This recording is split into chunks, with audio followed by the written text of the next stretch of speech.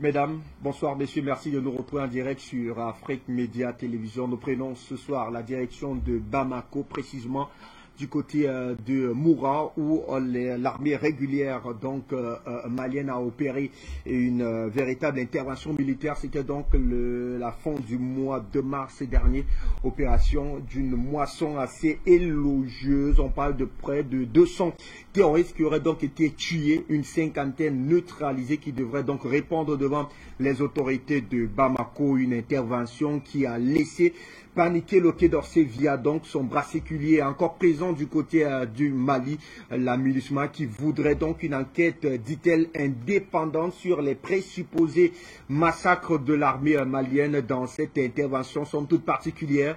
On en parle justement en direct ce matin avec cette réunion du Conseil de sécurité de l'ONU qui s'est tenue hier. Eh bien, El Gassim Wan, qui voudrait donc, qui a donc justement dans un ton assez radical demandé aux autorités de Bamako de coopérer avec la force multidimensionnelle, la MINUSMA, présente dans le pays pour une intervention, dit-on, indépendante afin de faire toute la lumière sur les présupposés massacres, alors que le procureur de Mopti s'est d'ailleurs saisi de ce dossier. On en parle avec vous, Issa Diawara, mais surtout Ngouti Béanzin, via Zoom.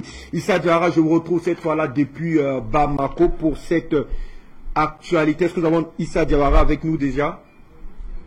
D'accord, Ngouti Béanzin qui nous a rejoint depuis un moment. Ngouti, merci fraternellement de nous retrouver autour de cette question malienne qui prend donc des proportions assez inquiétantes depuis donc notamment la mise à l'écart de ces médias mensonges sur le sol malien. Il est désormais question, à côté donc de dénigrer l'action militaire menée par la vaillante armée malienne, mais cette fois-là de faire un véritable forcing, dit-on, selon en tout cas plusieurs analystes, pour procéder notamment à la prolongation du mandat de la MINUSMA en terre malienne. Bienvenue à vous, très cher Ngouti Béanzin.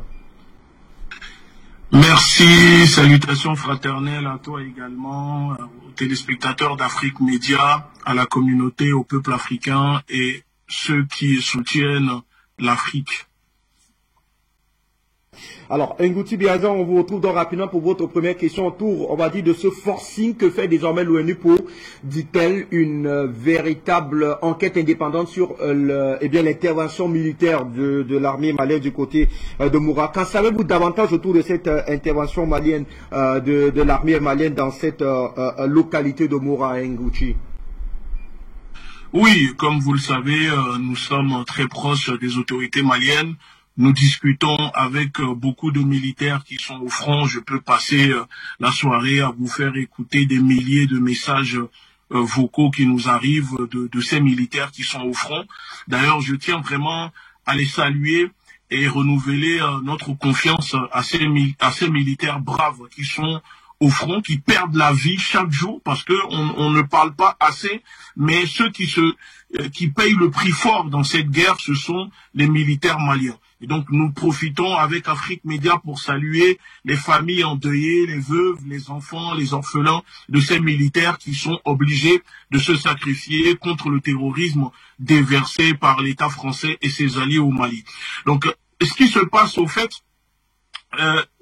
nous, ça ne nous surprend pas. Parce que vous savez, plusieurs fois sur Afrique Média, des semaines avant, on avait déjà alerté, j'avais déjà alerté sur les prochaines actions, manipulations à venir de l'État français contre les autorités maliennes. Il faut surtout, il y a une chose que nous devons faire à chaque fois quand nous prenions la parole, c'est de saluer la bravoure de Goïta, de Choguel et du gouvernement malien dans cette guerre souveraine que mène l'État malien contre l'impérialisme français. Donc si aujourd'hui l'armée malienne est victime d'une perfidie, parce que ce qui se passe, c'est de la perfidie, vous voyez, ce sont des propos perfides que on déclare contre l'armée malienne pour manipuler l'opinion, c'est tout simplement pour déstabiliser, pour affaiblir l'armée malienne. Parce que récemment, vous avez vu à Moura que les autorités maliennes, l'armée malienne, ont annoncé avoir tué des centaines de terroristes déversés au Mali, entretenus, protégés par l'État français. Ça a déplu fortement à l'État français qui immédiatement a répliqué en accusant les autorités maliennes d'avoir menti sur le nombre de terroristes tués et disant que ce sont des civils que l'armée malienne a tués. Je tiens à préciser que je ne suis pas en train de dire ici dans l'émission que l'armée malienne ne fait pas de bavure. Vous savez, aucune armée au monde ne fait une guerre, ne mène une guerre contre le terrorisme ou je ne sais quoi, sans forcément faire des dommages collatéraux. Oui, il y a certainement des dommages collatéraux, mais accuser l'armée malienne que l'armée malienne tue sciemment des civils au Mali est une accusation, ce sont des mensonges, c'est de la propagande pour déstabiliser clairement les autorités maliennes, mais surtout démoraliser les militaires qui sont au front. Je vais rappeler une chose, parce que c'est très important de rappeler à chaque fois quand on parle, de rappeler il y a quelques mois, je ne vais pas aller plus loin, il y a quelques mois, l'armée française a bombardé, là, c'était fait exprès, a bombardé des civils, lors d'un mariage à Bounti, au Mali, tuant plus de 50 personnes. Quand l'ONU est partie enquêter, l'armée française a été reconnue coupable de crimes contre l'humanité au Mali. Qu'est-ce que l'État français a fait avec Macron, avec Jean-Yves Le Drian et la ministre de la Défense? Ils ont tous balayé l'enquête de l'ONU en réfutant ces accusations. L'enquête menée en disant que circulait, il n'y a rien à voir. L'armée française ne tue pas de civils, ne tue que des terroristes et on ne peut pas reprocher quoi que ce soit à l'armée française. Depuis 2012, l'armée française a tué plus de 3000 civils au Mali. Je parle que du Mali, je ne parle pas du Sahel. Les chiffres sont vérifiables. J'invite les téléspectateurs à le vérifier. 3000 civils que l'armée française a tués officiellement. Là, on parle officiellement. On ne parle pas de ceux qui ne sont pas comptés, qui sont décomptés, etc. L'armée française n'a jamais dédommagé les civils, n'a jamais dédommagé les familles, n'a jamais versé 1 euro, parce qu'elle a le droit de tuer au Mali par rapport à l'accord qu'elle a signé, l'accord SOFA, l'article 9, excusez-moi, de l'accord SOFA, donne l'autorisation à l'armée française de tuer tant que c'est la lutte contre le terrorisme. Alors aujourd'hui, voici une armée qui est accusée depuis 2012 de commettre des crimes contre l'humanité, contre les civils au Mali, qui réfute à chaque fois ces accusations, mais qui vient ici se positionner en donneur de leçons pour accuser l'armée malienne de commettre des crimes contre les civils. Soyons sérieux. Les téléspectateurs qui nous écoutent, les Français qui nous écoutent, les Africains, les Maliens, même les politiciens au Mali qui veulent rentrer dans ce jeu-là. Est-ce que vous trouvez que l'armée française, les autorités françaises ont la légitimité morale pour venir accuser l'armée malienne de commettre des crimes sur des Maliens? Pourquoi cela intéresse tant l'armée française? Pourquoi l'armée française ne fait pas la même chose quand les militaires français, les légionnaires, tuent des civils au Mali? Quand en Centrafrique, des légionnaires sont attrapés en train de faire la pédophilie sur des enfants, en train de piller, en train d'égorger? On ne parle même pas des bébés qui sont décapités par les bombes de l'État français au Mali. Depuis 2012, 3000 morts. Et je ne parle pas dans le monde. Les 300 000 victimes des bombardements de l'armée française. Est-ce que l'ONU a déjà convoqué quoi que ce soit pour blâmer la France, pour accuser l'État français, pour dire que ce que fait l'armée française n'est pas normal? Une armée d'occupation qui occupe les terres, qui humilie des populations, et vient aujourd'hui accuser des militaires qui sont légitimes, en train de défendre leur territoire contre le terrorisme déversé par l'État, le gouvernement français au Mali. Moi, je dis que je suis désolé, mais l'État français ne peut rien dire ici au gouvernement malien. Au pire, j'invite les autorités maliennes à faire la même chose, à faire comme l'État malien. S'il y a une enquête, vous lisez, vous réfutez, et c'est tout. Vous ne reconnaissez pas. Parce que pourquoi c'est à la France de demander une enquête? Pourquoi subitement le fait que l'armée malienne monte en puissance? Il y a une guerre en Ukraine. La France n'a pas eu le courage, le gouvernement français n'a pas eu le courage d'envoyer ses militaires en Ukraine. Et ici, accuse l'armée malienne tout simplement, vous savez, le tort de l'armée malienne, des autorités maliennes, c'est parce que le Mali est en partenariat de militaire de défense avec la Russie. Et en ce moment, vous le voyez dans le monde, il ne fait pas bon du tout d'être allié de la Russie. Donc, on cherche à manipuler l'opinion, on cherche à faire monter la pression contre l'État malien pour les pousser à se séparer de la Russie. Mais ça n'arrivera pas. Parce qu'aujourd'hui, Goïta, le gouvernement, les militaires maliens sont déterminés. Moi, je reçois des messages de ces militaires au front. Ils ne comprennent pas pourquoi la France les salit, pourquoi la France les accuse de tout et n'importe quoi. Mais tout simplement parce que la France cherche à les déstabiliser, veut semer la zizanie parmi eux. Et donc, c'est l'objectif principal du gouvernement français. Parce que je peux vous dire que j'en ai vu des vertes et des pas mûres. Mais là, nous sommes en présence du terrorisme diplomatique.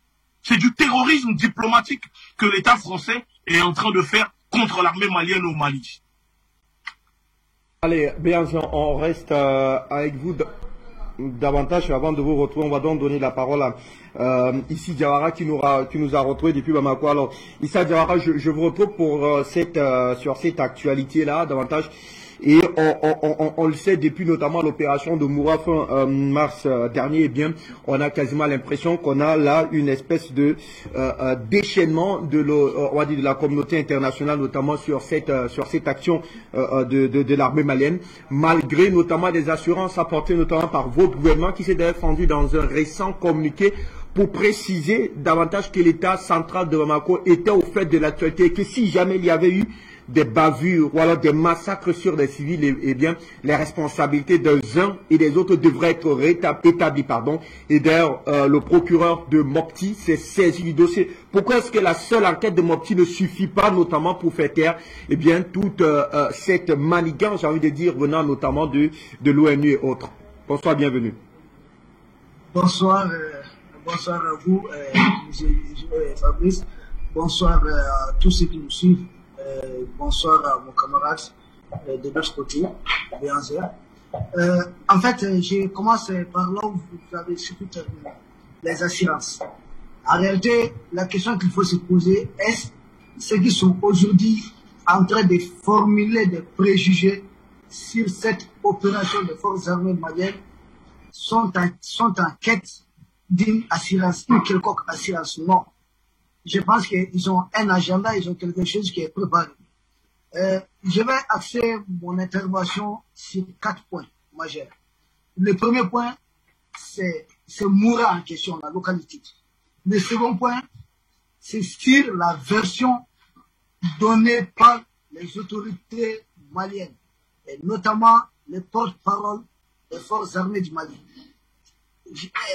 Le troisième point, ça serait sur les contradictions que vous allez voir qui viennent de l'autre camp, le camp qui en réalité a des griffes, a des dents contre les Mali.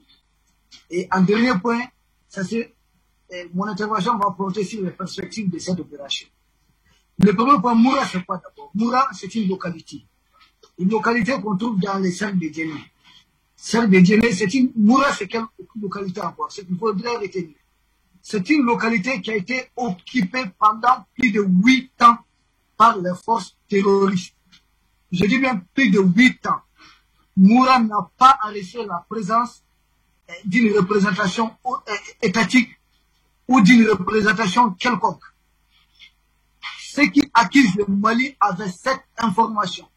Ceux qui accusent le Mali savent c'est quoi Moura dans le conflit du Mali.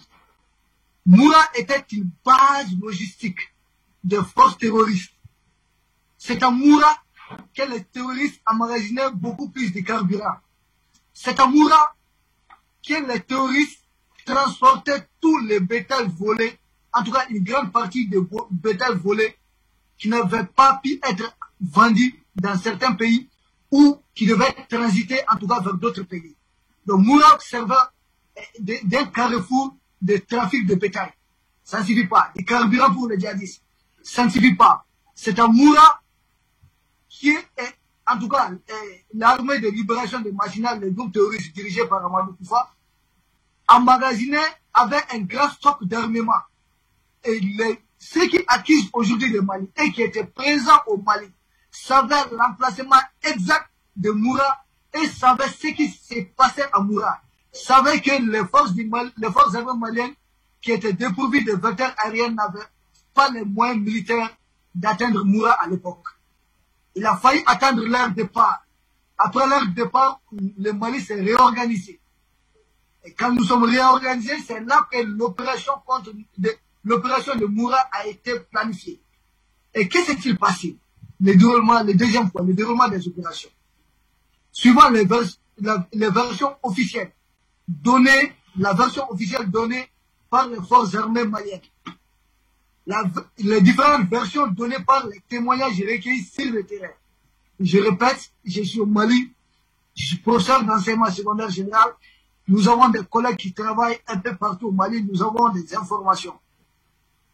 Et à Moura, les forces armées maliennes disent avoir, le renseignement malien dit avoir obtenu des informations crédibles qu'ils ont eu à recouper sur une réunion à Moura à la date du 20 mars. Partant de ces renseignements, cette version a été donnée en langue locale ici à Bambara. Je suis en train de vous traduire cela.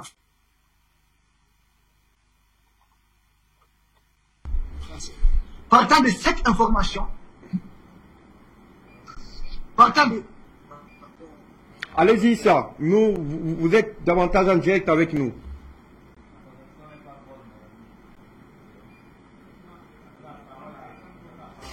Allez, je reviens donc à vous, Béanzé, en attendant notamment que la connexion soit rétablie avec Issa Diawara depuis Bamako, qui nous précisait et nous situait davantage autour de cette opération. On avait vu qui revêt quand même un caractère assez particulier, un enjeu stratégique, notamment dans cette localité de Moura, qui était, on l'a bien suivi avec Issa Diawara tout à l'heure, comme on le dit trivialement, passez-moi l'expression, un fief, notamment qui était acquis au terrorisme, avec notamment sur la base d'un certain nombre d'informations recueillies, recoupées, ce qui aurait donc justifié notamment l'intervention militaire spéciale du côté de Moura.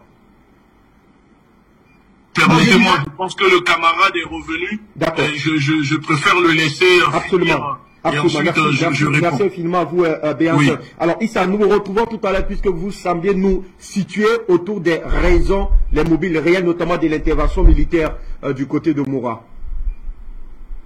Effectivement. J'ai dit la réunion que les terroristes ont tenue le 20 mars, c'est cette réunion qui a occasionné. En tout cas, la principale conclusion de cette réunion, c'était une assemblée générale de tous les leaders terroristes à Moura à la date du 27 mars. Les forces armées maliennes disent tenir cette information du renseignement humain. Donc, un peu dans le domaine militaire, on comprend ce que ça veut dire. Du renseignement humain et des appels qui ont été interceptés. Donc, tous les renseignements ont laissé comprendre que le 27 mars, tous les groupes djihadistes de Kaï jusqu'à Kidal devaient se réunir à Moura. C'est à la suite, et le mobile de la réunion devait être quoi? C'est que les terroristes se plaignent des difficultés financières et qu'il faut trouver des alternatives à leurs problèmes financiers. C'était le premier mobile de la réunion. Deuxième mobile de la réunion, c'est voir comment reprendre la main, comment planifier des attaques, y compris suicides, contre les positions des forces armées maliennes. Ça, c'est à la base de ces renseignements que les forces armées du Mali ont décidé de planifier cette opération. Et ensuite, encore, le troisième mobile, c'était quoi? Pour compenser leurs difficultés financières, organiser un vol de bétail massif.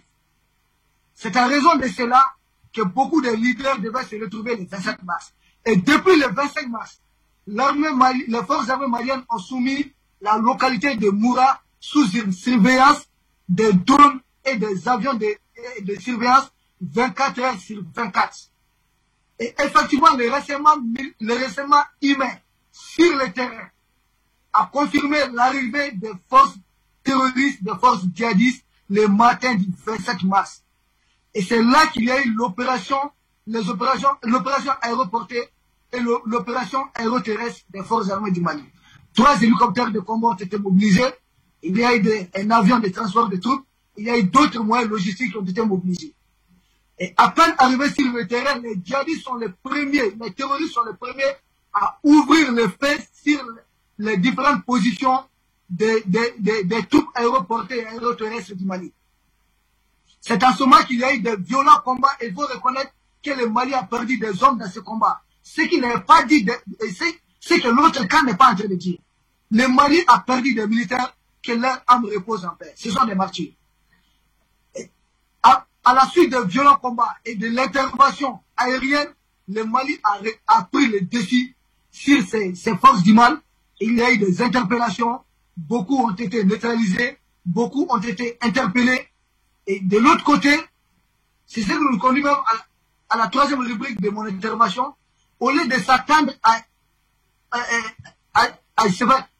des félicitations pour le récit de l'opération, nous voyons que les forces armées maliennes sont bien au contraire, malgré les morts enregistrées, sont bien au contraire accusées d'exactions. Nous ne comprenons pas. Nous ne comprenons pas. Mais comment quelqu'un qui est de l'autre côté de la Méditerranée peut prétendre dire qu'il y a des exactions ici? Comment des témoins qu'ils ont fabriqués, qu'ils ont montés de toutes pièces, qui veulent faire croire à une guerre ethnique au Mali, c'est qu'il n'existe pas. Les forces armées maliennes qui ont mené l'opération, les groupes ethniques ont fait passer pour cible, il y a des militaires qui sont du même groupe ethnique. Donc les forces armées maliennes sont multi-ethniques. Il n'y a pas un problème ethnique ici. Ce qu'on a réussi à faire, ce qu'ils ont réussi à faire ailleurs, ne passera jamais au Mali. Tenter d'opposer les musulmans aux chrétiens, ou les gens du Nord aux gens du Sud, ou tenter de faire opposer une ethnie à une autre, cela ne marchera jamais au Mali. Puisque le Mali est fort d'une tradition de millénaires, pas de séculaire, mais de plus de millénaires. Il y a ce qu'on appelle les liens à plaisanterie sur le cousinage. Donc ici, c'est très difficile. Nous sommes vaccinés contre des conflits intercommunautaires. Donc la contradiction de l'autre camp, c'est quoi? Qu'est-ce que nous voyons encore? Non seulement on accuse à tort, sans être sur le terrain. On dit que c'est la MINUSMA qui doit mener une enquête. La MINUSMA est sur notre pays. Le Mali n'est pas un pays sous tutelle. La MINUSMA a besoin d'une autorisation de l'État souverain du Mali pour procéder à quoi que ce soit. Et nous demandons à la MINUSMA, où était-elle quand les djihadistes occupaient la localité de Moura? Où était la MINUSMA quand les populations de Moura étaient prises en otage? Où était la MINUSMA qui dit avoir un mandat pour protéger les civils quand les écoles sont fermées à Moura et que l'administration n'était pas présente? Quand les populations Moura est privée de l'électricité depuis plus de 8 ans, quand les populations n'avaient pas accès à eau potable, où se trouvait la MINUSMA? Qu'est-ce qu'elle a attendu?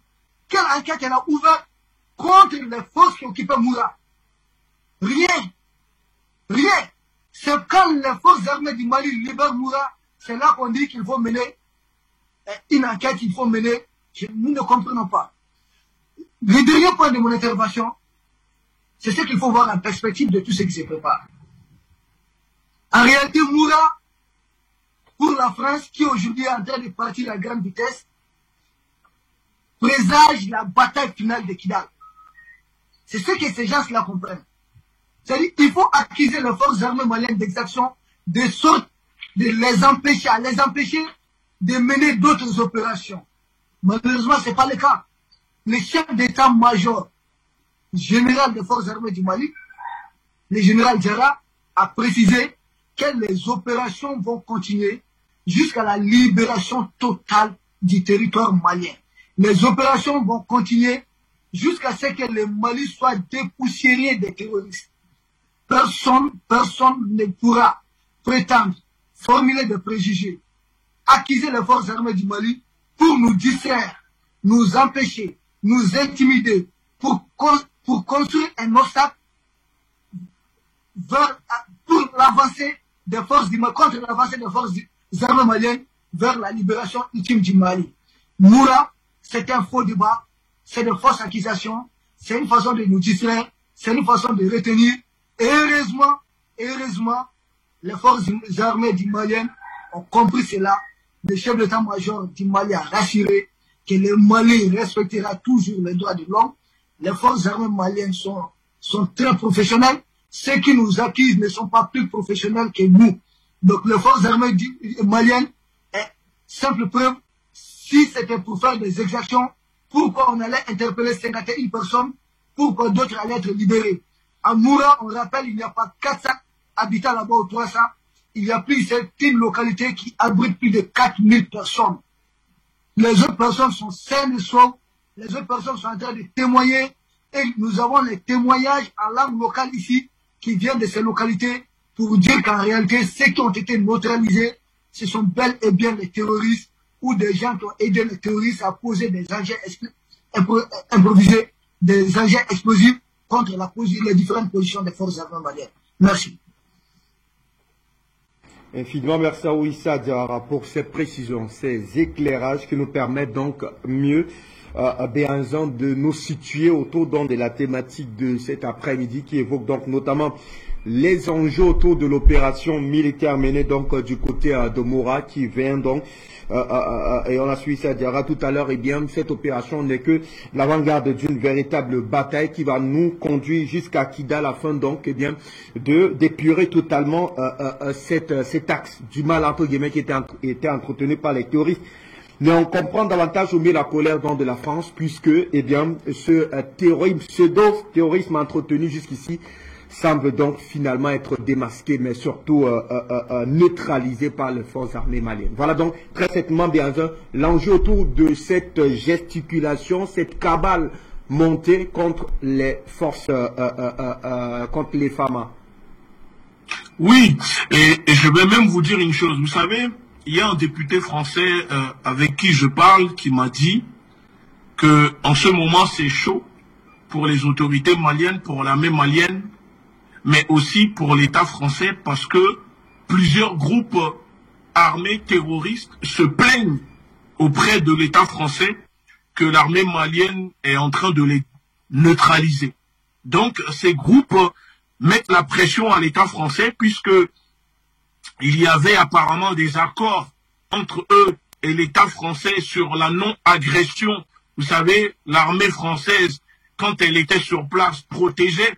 Il y avait des groupes terroristes qui étaient protégés par l'armée française. L'armée malienne n'avait pas le droit de les bombarder, de les attaquer. Et sauf que maintenant, avec les équipements, avec l'accord de défense entre le Mali et la Russie, permet totalement au Mali, à l'État malien, à l'armée malienne d'être autonome sur le plan renseignement. Donc, le Mali n'a plus besoin de passer par les renseignements de l'armée française pour mener des opérations de lutte contre le terrorisme. La vraie lutte contre le terrorisme, pas la fausse lutte contre le terrorisme que l'État français menait au Mali depuis 2012, mais qui est en réalité une lutte économique pour enrichir les multinationales françaises. Donc, apparemment, c'est ce qui se passe. Donc, je vois que moi, vous savez, je ne suis pas surpris, ça ne m'étonne pas de voir l'État français attaquer, accuser l'armée malienne. Il faut quand même aussi qu'on puisse se mettre cela dans la tête que l'État français ne va pas venir féliciter l'armée malienne du travail effectué sur le terrain, puisque l'État français est là pour détruire, pour empêcher l'armée malienne de sécuriser, de régler le problème sécuritaire du pays. Si les États-Unis ont quand même reconnu que oui, effectivement, depuis l'arrivée du gouvernement de Goïta, que la sécurité s'améliore dans le pays. Il y a encore quelques semaines, même pas un mois, l'ONU avait reconnu que la sécurité s'est fortement améliorée au Mali, que les autorités maliennes faisaient un bon travail. Alors pourquoi aujourd'hui ce retournement de veste? Tout simplement parce que la France n'a pas le choix, et quand on parle de la France, on parle du gouvernement français, n'a pas le choix et ne sait plus comment justifier auprès des groupes terroristes qui sont en train de mettre la pression sur les officiers de l'État français sur place là-bas au Mali, étant donné que beaucoup sont en train de tomber parmi les terroristes. Et donc, comme le camarade vient d'expliquer, Moura explique la bataille qui s'annonce pour la reprise de Kidal et que nous savons tous que Kidal est le siège, le fief de ces groupes armés. C'est tout à fait normal que on tente de déstabiliser. Parce que quand on regarde bien, pourquoi aujourd'hui soudainement le gouvernement français accuse depuis quelques jours l'armée malienne de tuer des civils, alors que, je répète encore une fois, depuis 2012, l'armée d'occupation française au nord du Mali n'a pas hésité chaque jour à tuer violemment des civils, des hommes, des femmes, des enfants, sans parler des bébés qui sont décapités par des balles. N'oublions pas que l'armée française n'a pas hésité à tirer sur des civils au Mali, je crois, à Bamako, en disant, dans une voiture, en disant que les militaires ont eu peur et donc ont ouvert le feu sur ces civils qui étaient dans un pick-up. Donc, est-ce qu'aujourd'hui, l'armée d'occupation française, dirigée par Macron, parce que c'est Macron qui donne les ordres, accusée de multiples reprises, excusez-moi, de tuer impunément des civils au Mali, peut venir accuser l'armée malienne? Je répète encore une fois, non. Est-ce que l'enquête de l'ONU, est-ce qu'on peut faire confiance aux enquêtes de l'ONU? Je réponds non. Pourquoi non? Parce que si la France elle-même n'a pas fait confiance à l'enquête de l'ONU après les massacres de Bounty par l'armée malienne sur les populations que la France a réfutées, pourquoi les autorités maliennes, on doit demander aux autorités maliennes de faire confiance à l'ONU quand on voit que l'ONU, les magouilles, les manigances que fait l'ONU pour favoriser ces puissances occidentales qui sont là pour exploiter les peuples africains. Donc moi je dis une chose, que le peuple malien doit comprendre que ce qui se passe aujourd'hui, c'est une guerre de l'image, c'est une guerre de propagande. On est là pour accuser. Pendant qu'on accuse, ça empêche l'armée malienne de se concentrer sur le travail, sur la neutralisation de ces groupes armés. Et pendant ce temps, l'État français a le temps d'exfiltrer quelques chefs, quelques responsables groupes terroristes au Mali, pour les mettre à l'abri, peut-être les envoyer vers le Burkina, le Niger ou autre. C'est ça qui se passe aujourd'hui. Parce que moi, je ne comprends pas que c'est à la France de demander des enquêtes sur ce qui se passe au Mali. Au Mali, il y a un gouvernement légitime, il y a un président, il y a un premier ministre, il y a une justice. Est-ce que la justice française est au-dessus de la justice malienne? Je ne crois pas. Mais c'est tout simplement le complexe de supériorité de l'État français, le côté colonial de l'État français, c'est ça qui pousse la France à croire, le gouvernement français à prendre des ailes et penser que ils sont en légitimité de demander ou d'imposer des actions, des choses à l'État malien. Parce que aujourd'hui, nous le disons, nous le répétons, le Mali est en train de se libérer, d'accord, à 100% de l'emprise de l'État français, et cela ne plaît pas du tout à l'État français. Alors il faut tout manigancer, il faut tout préparer. Et quand je regarde, pour finir, quand on regarde cette propagande qui est diffusée, distillée dans le cerveau des gens, je suis désolé, mais c'est une mauvaise propagande. Ce sont des reportages qui sont dirigés, d'accord, pour favoriser, comment dire, toucher l'émotion.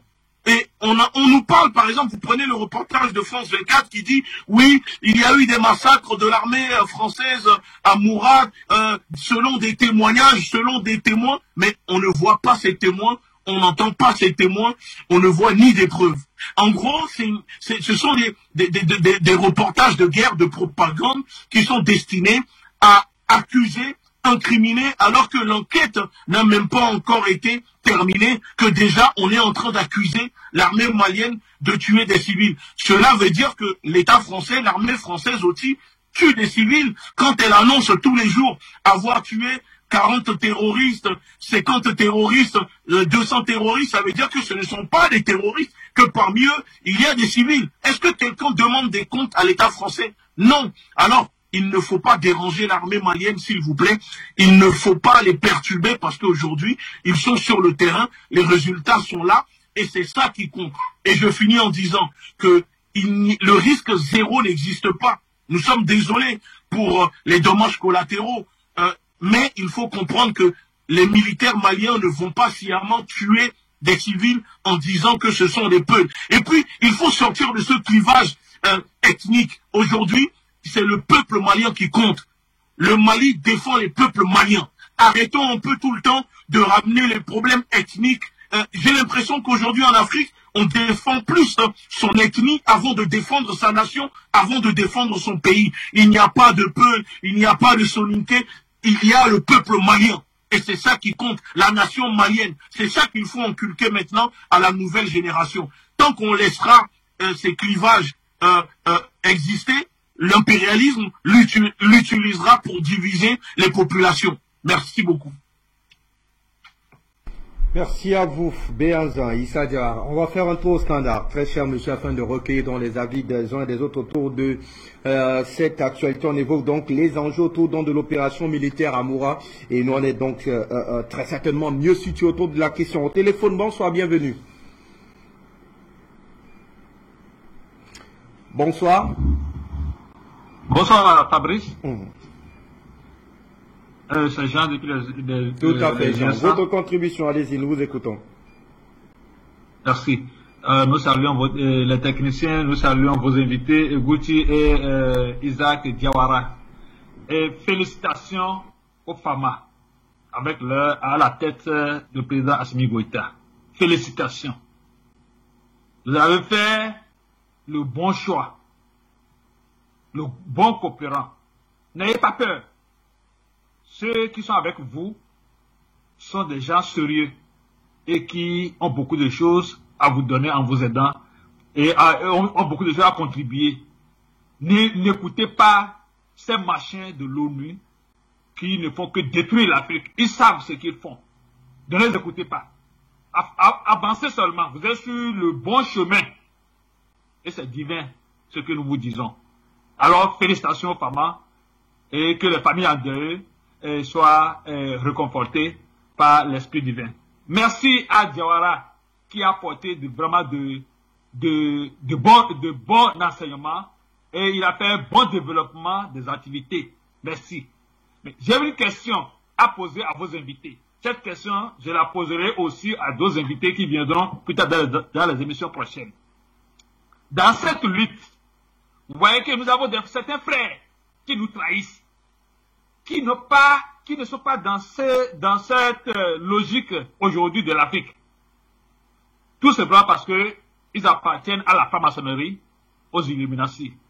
C'est ce qui fait que quand on voit Nana Akufo, on ne comprend pas pourquoi un fils de Ghana peut penser comme ça. Quand on voit les Bazoum, on dit où est-ce que ceux-là sont? Pourquoi ils réfléchissent comme ça? Pourquoi ils se supportent comme ça à la fin? C'est tout ça parce qu'ils appartiennent à la franc-maçonnerie et aux Illuminati. Et ma question est celle-ci. Est-ce celui qui aime l'Afrique réellement et qui veut que l'Afrique soit indépendante peut appartenir à ces loges maçonniques et qui va aussi contribuer à notre lutte? Voilà ma question. Est-ce qu'on peut être, soi-disant, panafricaniste et encore appartenir à ces loges maçonniques et faire un travail sérieux, un travail confiant? Parce qu'aujourd'hui, nous avons plus de jeunes qui sont dans cette maçonnerie à qui on promet la belle vie, le pouvoir. Alors, pour ne pas aller trop loin, j'ai un autre exemple, mais je ne veux pas aller trop loin sur le cas d'Obama. Je vais m'arrêter là. Vous pouvez le connaître, vous pouvez savoir ce qu'il veut dire, mais je n'ai pas assez de temps pour l'antenne. Merci, nous sommes en guerre. Que Dieu bénisse. Et la guerre, nous la vaincrons, très cher ami Jean, nous sommes sur le bon chemin. Merci à vous pour votre contribution. Nous restons au standard. Cette fois-là, pour prendre quelle direction standard? Bonsoir, bienvenue. Oui, bonsoir, monsieur Fabrice. Permettez-moi comme ça de saluer vos invités sous Zoom. Je vais saluer Issa Diawara et Ngouti Béanzin. Et je salue aussi nos techniciens sans qui l'émission n'aurait pas lieu. Alors, il est ici donc de pouvoir comprendre que cette organisation que l'ONU met sur place et va dans les sous-régions créer tout ce qu'ils appellent MINUSMA et n'est qu'à la solde de l'ONU. Et cette entité a été organisée pour coloniser plutôt l'Afrique. Alors, il est hors de question que toutes les bavures que les Français avaient causées à Bounty, en bombardant une famille qui était en train de célébrer leur mariage, et que l'ONU n'a pas vu, et que toutes ces organisations n'ont rien dit. Alors, viennent aujourd'hui voir, bien que les exactions que les femmes ont causées. Je profite aussi pour féliciter et saluer la bravoure des femmes et vraiment souhaiter un bon rétablissement aux blessés et donner mes condoléances aux familles endeuillées. Alors nous devons comprendre que tout cela est dit comme ça. Que dit l'Union africaine? Toutes ces valets-là ne peuvent pas aider le peuple africain, puisqu'ils sont à la solde de l'ONU. Alors nous savons aussi que plus de 60% à 70% de ce financement de l'UA viennent plutôt de l'Union européenne. Et ils ferment la bouche et ils ferment les yeux sur toutes les actions qui sont causées au Mali et ne disent rien. Quand nous nous montons au créneau pour venir jusqu'à aller demander, venir là, faire des enquêtes sur ce qui a été causé là-bas au Mali, alors depuis qu'ils ont commencé cela, ils n'ont jamais cherché à enquêter sur ce que la France a fait là-bas au Mali. Or, je profite ici pour demander à la population malienne de sortir, comme ils l'ont d'abord fait, pour demander au MINUSMA de quitter leur sol. Parce que bientôt, nous arrivons, ils font cela parce que nous arrivons bientôt à la fin de notre contrat qui a été signé. Ils veulent encore renouveler ce contrat-là. Alors, c'est au peuple malien de comprendre que, et à tous les Panafricains, de comprendre qu'ils vont se lever tous, demander à l'ONU de laisser le Mali tranquille. Et je salue aussi notre grande coopération avec la Russie et aussi la venue de l'Algérie. Je dis merci à tous les médias, le monde est nous. Merci de rester à la suite de ce programme. Nous prenons un appel urgent du côté donc de la Grande-Bretagne. Merci de vous présenter. Bienvenue, bonsoir. Oui, bonsoir, Fabrice Tom. Monsieur Abou depuis l'Angleterre. Je suis tellement content de te revoir ce soir. Je salue tous tes techniciens et les appelants, tous tes invités et le PDG Trésor. Une fois que j'ai dit cela, vous savez, c'est ce que j'ai toujours dit, que quand je suis arrivé ici pour la première fois, mon premier ami en clair m'avait dit que la France, Hitler était un ange que Dieu avait envoyé pour éliminer le Satan de la France. Parce que la France a tous les attributs de Satan. Les attributs de Satan, c'est quoi? Satan, il est là pour mentir, pour violer, pour détruire, pour voler et pour tuer. Et c'est ce que la France fait. Comment comprendre que cette France, qui a tué devant l'hôtel d'Ivoire, en Côte d'Ivoire, 94 personnes ivoiriennes, jusqu'à présent n'a jamais connu de procès. C'est elle qui est le premier à indexer les autres armées africaines et surtout l'armée malienne, parce qu'aujourd'hui on leur demande de quitter le Mali. Et cette même France-là, au Mali, qui a tué des gens qui étaient supposés aller à un mariage, qui les a éliminés, et on n'a jamais connu de procès pour ça.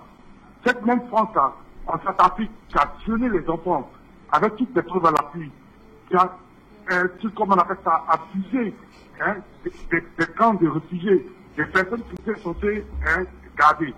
Donc, c'est une France qui est satanique, qui ne connaît aucune moralité, qui est sans foi ni loi. Il faut dire que c'est la frustration. Le moment n'est même pas à les écouter. Parce que tout ce qu'on leur demande de partir du Mali. Un point, un trait. Actuellement, l'Ukraine a besoin d'eux. On ne comprend pas pourquoi ils ne vont pas en Ukraine. Pourquoi ils veulent rester en Afrique, qui n'est pas en Europe, alors que l'Ukraine en Europe, ils devraient se presser d'aller en Ukraine. Mais pourquoi c'est en Afrique où on n'a pas besoin d'eux? On leur demande de partir. On dit on n'a pas besoin d'eux, parce qu'ils ne nous ont pas donné de bons résultats. Donc on n'est pas dans l'émotion. On se bat sur les résultats. On est au 21e siècle où c'est que les résultats qui suffisent la raison d'être. On dit, compte tenu du résultat qu'ils ont échoué, parce qu'ils nous ont promis quelque chose, on a payé pendant des années 10 ans, ils n'ont rien donné. Donc on les chasse. On dit on ne peut plus qu'on rompt le contrat, ils doivent partir, et puis partir maintenant en Ukraine, puisque l'Ukraine c'est l'Europe, et aller les sauver, mais ils refusent. Qu'est-ce qu'ils cherchent en fait? Qu'est-ce qu'ils veulent nous faire comprendre? C'est le Satan. N'attendez jamais, c'est comme on dit, toujours en spiritualité, n'attendez jamais que Satan vous félicite. Vous comprenez? Donc aujourd'hui, l'armée malienne monte en puissance en train de sauver le Mali. Le Satan se mêle pour essayer de rabaisser l'armée, dénigrer l'armée et comme on appelle ça même, démonise. Dit que l'armée est une armée qui fait des actions. Et nous, l'Afrique est tellement aguerrie aujourd'hui avec Afrique Média et tout, les esprits sont tellement ouverts, ça ne peut pas prospérer. Tout ce qu'on leur demande, c'est partir un point trait. C'est fini. Voilà. Donc je vous remercie. Bonne continuation, bon week-end sur à vous. L'Afrique ou la mort nous attendent. Bye bye. Bye bye. Merci à vous, Abou, pour votre contribution depuis l'Angleterre. Direction l'Allemagne, où nous attend au téléphone Zerfel depuis un moment. Bienvenue, Zerfel. Votre réaction donc autour de cette actualité, on évoque donc les enjeux autour de l'intervention militaire des forces armées maliennes du côté de Moura, très vite dénigrée notamment par l'ONU et autres qui voient d'ailleurs des véritables massacres. Mais on a eu des précisions en tout cas sur cette démarche militaire saluée sur l'ensemble du continent africain par la vaillante armée malienne. Votre contribution, Zerfel, bienvenue. Bonsoir Fabrice, bonsoir à vos invités, bonsoir les parcs techniciens d'Afrique Média, et je vous salue tous les jours, que Dieu le fait. Et moi, je voulais intervenir tout brièvement parce que les gens ont tout dit. Mais présentement, je ne sais pas pourquoi les autorités maliennes laissent ces ONG atterrir sur leur territoire. On n'a jamais vu. Quand les Européens, ils ont leurs problèmes ici, nous les Africains, on ne s'intéresse pas. On ne nous permet même pas, on ne nous donne même pas les visas pour qu'on vienne dans leur pays. Alors, en ce moment-là, où les Maliens sont en train de défendre leur territoire, c'est là les ONG, on leur donne des visas pour aller s'asseoir pour écrire de n'importe quoi. Moi, je pense qu'il est mieux de renvoyer tous ces microbes qui polluent l'Afrique aujourd'hui. Pour que nous soyons en paix, pour que le travail qu'ils sont en train de faire, pour que ce travail soit très bien fait, il faut que ces microbes, que moi je les appelle des microbes, des ONG qui sont là, qui sont en train de... Et ces petits journalistes, moi je leur dis, je mets au défi nos frères qui se disent correspondants de ces merdes de médias, qui font attention. Parce que si tu es malien, si tu es sénégalais, si tu es ivoirien, et puis tu es en train de faire un reportage là-bas, moi je dis que, la population malienne n'a qu'à chercher ces journalistes de merde là pour les mettre les choses hors de l'État. Ça, c'est la bonne des choses. Parce que, quand on est en train d'écouter ces sanctions de merde là, on va jamais avancer. Et comme vient de dire le confrère qui est au Mali là-bas, le jeune frère, que le général, il a décidé d'aller jusqu'au fond pour libérer son pays, moi je suis d'accord avec ça. Je suis trop d'accord avec ça. Je dis, parce que quand tu veux faire quelque chose, vous avez vu, Poutine, il ne discute pas et puis il avance. C'est ça, on dit un homme. Venir parler trop. Chez nous, on dit ça donne d'agber, c'est-à-dire que ça donne le crachat sur tes lèvres de gauche à droite. Maintenant, on n'est plus à l'ère des discours des Français. On les met de côté. Même, je ne sais pas s'ils sont encore au Mali, que, les Maliens, ils donnent leur ne leur permet plus de circuler dans leur pays. Voilà. C'est ça, c'est le mot que je cherchais. De ne pas permettre, s'il y a encore des Français, des militaires français au Mali, que les Maliens ne leur permettent pas de bouger 1 centimètre. Qu'ils restent où ils sont jusqu'à ce qu'ils prient leurs bagages pour aller une veille. Parce que, à chaque fois qu'on veut discuter avec les gens, au moment qu'on est en train de parler, c'est là, maintenant, ils vont déverser des micros partout pour dire que pour accuser ceux. C'est qu'ils ont fait encore du bas. C'est la même chose. Donc, le général, il a pris une décision que je suis trop d'accord avec ça.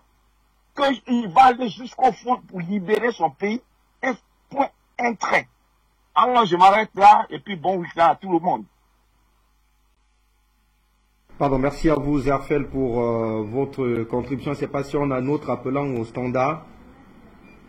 Allez, on va donc refermer le standard pour retrouver nos invités Béanzin Ngouti, mais surtout Issa Diawara. Issa, je vous retrouve parce que la dernière assise, en tout cas, du Conseil de sécurité de l'ONU, c'était hier sur la question malienne et on a suivi, en tout cas, le ton péremptoire de El Gassem Wan, qui est d'ailleurs le responsable de cette mission du côté du Mali. Je rappelle ce dernier qui a d'ailleurs été chassé du Conseil paix et sécurité de l'Union africaine pour traîtrise, demande donc un accès impératif, je le cite là, ce sont ces mots, à la MINUSMA pour enquêter du côté donc de Moura. Mais je rappelle que votre gouvernement reste quand même assez radical sur sa position. Seules les enquêtes du procureur de Mopti feront foi sur l'action militaire du côté de Moura. Alors, dès lors que l'on a donc notamment ces foyers on va dire ce bras de fer, à quoi doit-on s'attendre dans les jours à venir, Issa Diawara, de la part de votre gouvernement? Ok, merci bien. Et nous disons à l'ONU, nous disons à ces gens d'être fermes sur l'ouverture d'une enquête contre les massacres commis par les Français en Côte d'Ivoire, au Mali et en Algérie, un peu partout dans le monde. Nous disons à ces gens d'ouvrir une enquête contre les massacres contre les populations désarmées du Yémen, les populations civiles, où les enfants sont en train de mourir de faim, au même moment qu'ils sont en train de vendre des armes aux agresseurs du peuple yéménite. Nous disons à ces gens d'être fermes contre ceux qui ont orchestré une attaque à l'arme chimique en Syrie. Vous savez, je vais vous dire une chose.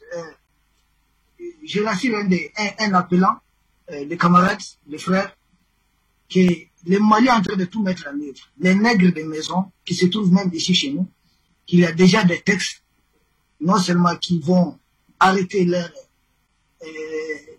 en tout cas leur complot, ce qu'ils sont en train de faire avec la France, mais qu'il y a d'autres textes qui sont en train d'être préparés. Parce que, on dit dans l'hymne national du Mali, si l'ennemi découvre son front, au-dedans ou au-dehors, debout sur les remparts, nous sommes résolus de mourir pour l'Afrique et pour toi, Mali. Donc les ennemis de l'intérieur, il faut les découvrir. Parce que sans eux, la France n'est jamais forte. Donc il y a ça qui est un peu, en tout cas, on est en train de préparer cela. Comment les détecter, comment les repérer, comment repérer ceux qui travaillent avec les ennemis. Et ensuite, dans cette histoire, finalement, qui doit porter plainte? Quand la CP a voulu ouvrir une enquête contre les différentes bavures des forces armées américaines, le président de l'époque, Donald Trump, a dit qu'il va sanctionner la CPI. Cette enquête n'a jamais vu le jour. Ou bien c'est il y a une justice pour les forts et une justice pour les États qui ne sont pas encore forts. Et ensuite, moi je pense, si bavure il y avait eu, les populations, ceux qui ont perdu leurs parents, devaient déjà se manifester au Mali. Personne n'est intimidé ici. Bien au contraire, les civils arrêtés, en tout cas ceux qui ont été interceptés, et que tout de suite après enquête sur place, on a trouvé qu'ils n'ont rien à voir avec ces gens, ils ont été libérés, ils ont rejoint leur famille. Ce qui est bizarre dans cette histoire de l'ONU, mais quand les terroristes tuent, et que la MINUSMA est là avec plus de 10 000 hommes, on appelle ça comment?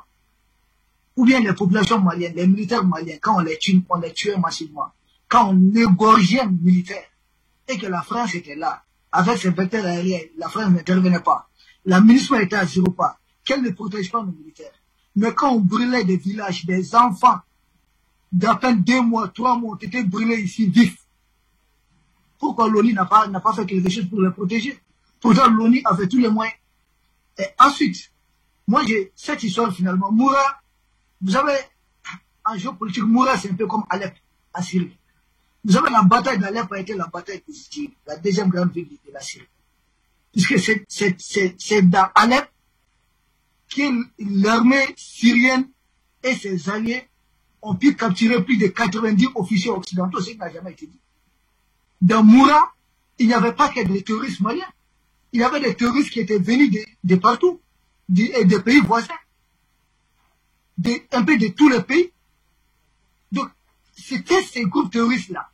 Tout le bruit qui est fait, c'est parce qu'il y a des gens qui ont perdu leurs officiers dans cette opération de forces armées maliennes, des officiers qui étaient déguisés en terroristes, des gens qui se faisaient passer pour des terroristes. J'ai dit, je le répète, je mets quiconque au défi, que Moura est sous occupation des terroristes pendant plus de 8 ans et que c'est à peine à quelques centaines de kilomètres d'une très grande base militaire de la MINUSMA. Et que la MINUSMA n'a jamais intervenu. Mais c'est ce qu'il faut comprendre. À Moura, il y a beaucoup de pays qui ont perdu leurs forces spéciales qui étaient déguisées dans le combat. Beaucoup de terroristes parrainés ailleurs sont tombés à Moura. J'ai dit qu'il y a eu de violents combats. Ces mots ne sont pas du moi, mais ce sont les mots, ce ne sont pas mes mots. Ce sont les mots du chef d'état-major général des forces armées du Mali qui a parlé de violents combats en français, dans le communiqué et en langue nationale, en langue locale ici. Et ensuite, Moura, non seulement ils ont perdu beaucoup d'hommes là-bas, il faut savoir qu'ils veulent faire passer Moura pour ce qu'ils sont en train de faire de Boucha aujourd'hui, pour ce qu'ils ont tenté de faire de Dera en Syrie dans les années passées. C'est-à-dire que c'est là-bas qu'ils vont essayer d'orchestrer un mensonge, un complot contre les forces armées du Mali. Vous voyez qu'il y a plusieurs choses qui se retrouvent. En tout cas, il y a une forte coïncidence dans cette opération de Moura. Non seulement beaucoup ont perdu des leaders clés du terrorisme de la sous-région à Moura, et les forces armées du Mali disent avoir aussi des images de puissances qui partaient parachuter des militaires, des armes et tout type d'aide à Moura. Ces images satellitaires, grâce aux alliés du Mali, je crois qu'on peut les retrouver. Maintenant, non seulement ils ont perdu les hommes, ils veulent faire passer Moura aussi pour boucher ce qu'ils ont orchestré en Ukraine. Après, pour condamner Poutine, la Russie, et après, c'est pour condamner Goïta et autres qu'il y a eu crime de guerre, qu'il y a eu massacre quelque part. Et ensuite, je répète, Moura, c'est aussi l'enjeu de la bataille décisive. Premier enjeu. Deuxième enjeu. Le dernier enjeu, c'est d'éviter l'effet de contagion. Il y a d'autres pays, tout autour du Mali, dans lesquels les forces armées françaises sont allées se repositionner, en jouant là-bas au Père Noël, en jouant là-bas au Messie, aux gens qui vont libérer après leur échappe au Mali. Si le Mali réussit en quelques mois à libérer l'intégrité territoriale du Mali, les autres pays seront tentés de suivre l'exemple du Mali. Donc ce qu'il faut faire, il faut déjà, à partir de Moura, le centre du Mali, monter des complots, empêcher le redéploiement, empêcher l'avancée des forces armées du Mali, essayer de retarder au maximum cette avancée qui ne fait que prendre de l'air à cause des équipements militaires que la Russie ne cesse de faire venir au Mali et d'autres partenaires. Parce que la Russie n'est pas aujourd'hui le seul pays partenaire du Mali. Il y a d'autres partenaires militaires qui sont là, qui sont en train de concourir. Mais puisque les Occidentaux, leur cauchemar, c'est la Russie, ils continuent de jouer à la Russie. Et la bataille de Kidal aura lieu, le Mali sera libéré. Nous espérons que nos frères de Kidal auront la sagesse de déposer les armes et vont rejoindre le camp de la vérité. Ils vont abandonner la France, ils vont abandonner tout ce qui était en train, en tout cas, de les pousser d'une manière ou d'une autre, de cas jusqu'à Kidal. Nous sommes des frères. Et ils veulent éviter le fait de contagion. Ils ont peur que si une armée nationale africaine parvenait à réussir à quelques mois, là où une armée, en tout cas médiatisée comme la France, a échoué pendant des années, tous les autres pays africains vont tenter le pas du Mali et que les bases françaises qui se trouvent ailleurs, en Côte d'Ivoire, au Sénégal, au Gabon, au Djibouti, n'auront plus leur raison d'être. Voici le vrai problème. Merci. Merci à vous, Issa Diawara. Ngouti Béhanzon l'a donc compris. Eh bien, les enjeux sont multiples autour donc de cette intervention militaire malienne du côté de Moura. On y joue là, notamment, une démarche militaire qui devrait donc notamment s'intensifier dans les jours à venir, dans les autres localités, précisément à Kigali, où on a encore un foyer de résistance, notamment de rebelles, qui devrait absolument subir lui aussi une intervention militaire dans les jours à venir. Il est donc désormais question de ne pas se louper, que ce soit sur le plan de la communication et tout ce qui va avec autour, notamment de cette action de Moura. Et pour beaucoup d'analystes, donc désormais Ngouti Béhanzin, la France fait feu de tout bois autour de cette actualité liée donc à Moura pour tenter notamment de se donner les moyens, en tout cas d'une rallonge, en tout cas on va le dire comme cela, de l'opération Barkhane et autres MINUSMA du côté du Mali. Oui, c'est exactement ça. Il faut faire très attention. Il ne faut pas du tout dormir. Et moi, j'invite même les Maliens, j'invite les autorités, s'il y a au sein des populations maliennes des réalisateurs, des personnes qui savent faire des vidéos, il faut prendre le témoignage de familles, de victimes de l'armée française qui ont perdu leurs enfants, leurs frères, leurs maris, tués par les bombes, par les balles de l'armée française. Il faut aussi faire des reportages. Parce que vous voyez ce qu'ils font, ça ne prend pas grand-chose, ça ne coûte pas grand-chose. Il faut aussi faire la même chose contre l'armée française. Parce que tous les jours, l'armée française annonce faire des opérations, annonce tuer des terroristes, etc.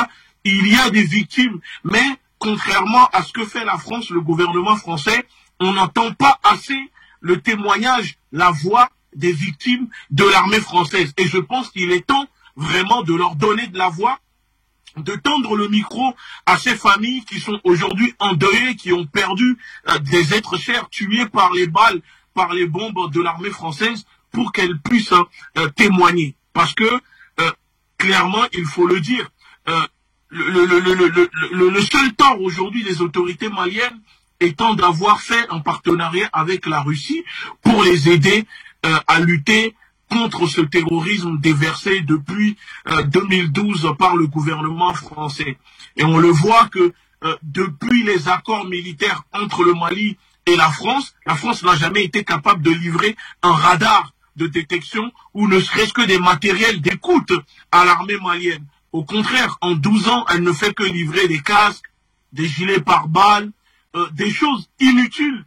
Je suis désolé, face à des groupes armés, des terroristes qui sont surarmés en face. Et on le voit que depuis l'arrivée des partenaires comme la Russie, l'armée malienne s'équipe de matériel nécessaire pour être autonome, pour être indépendante, souveraine, pour mieux sécuriser son pays. Alors cela dérange fortement l'armée française qui n'a plus la main mise sur les chefs, sur les généraux, sur les commandants de brigades, etc., qui sont obligés d'attendre le feu vert de l'armée française pour leur dire à tel endroit il y a des terroristes, on vient vous couvrir, on vous apporte un appui aérien, etc.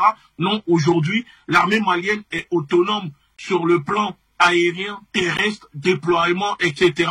Et donc cela dérange vraiment l'armée française. Et donc le but de la campagne de cette diabolisation infâme orchestrée par le Quai d'Orsay, l'Élysée, Jean-Yves Le Drian, c'est de créer une diabolisation, de manipuler l'opinion en créant la méfiance et la peur. Et la peur, c'est surtout ça, la peur au sein des populations maliennes contre les autorités, contre leur propre armée. Et surtout, l'objectif de tout ça, c'est la Russie. À travers cela, on essaye de viser la Russie, on essaye d'attaquer le Mali pour que le Mali puisse se détacher de la Russie, parce que c'est la présence russe qui dérange fortement l'armée française. Et je finis en disant que puisque ils aiment demander des enquêtes à l'ONU, puisqu'ils aiment demander, accuser, dire que telle personne a fait ceci, vous savez, je dis que pourquoi la règle qui est applicable pour un homme ne serait-elle pas valable pour les autres?